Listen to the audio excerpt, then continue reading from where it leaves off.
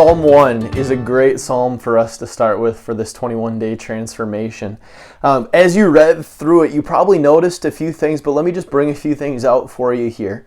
At the very beginning, it talks about blessed is the man. It's not just talking about men, it's talking about men and women both. It's just using man as a collective term, which in ancient cultures, in Hebrew, and even more so in Greek, they would use this as a term for mankind to talk about a person.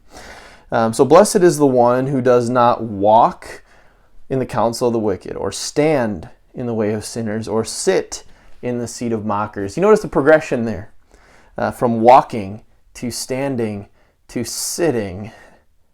This is meant to show you a progression of how sin comes about. First you walk by it, then you stand and you ponder it a little bit more, and then before you know it, you are sitting in it. Whatever that temptation is for you, it wants you. It wants to pull you in. And the more time that you give to it, the harder it's going to be to stand up against that temptation. But the psalmist said, "But his delight is in the law of the Lord, and on his law he meditates day and night." Now, normally when we think of law, we think of do this and don't do that. And that is one sense in using the word law.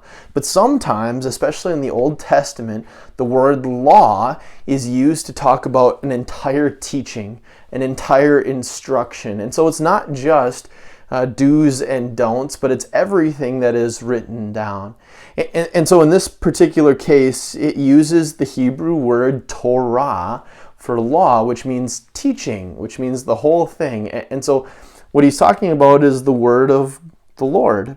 But his delight is in the word of the Lord, the law of the Lord, and on his word, his law, he meditates day and night. And then he talks about what a person like that looks like. That's a person that is planted by streams of water. A tree that's planted by streams of water. If you pictured ancient Israel, you don't picture much water. If you go there today, there isn't much there either, unless you're close to the Jordan River.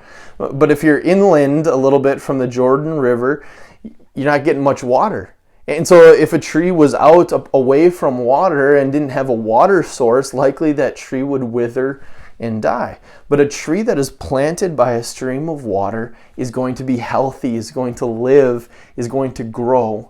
And that's what God says a person who is connected to his word, who meditates on his word day and night, that's what he says that person is going to be like. They're going to be healthy.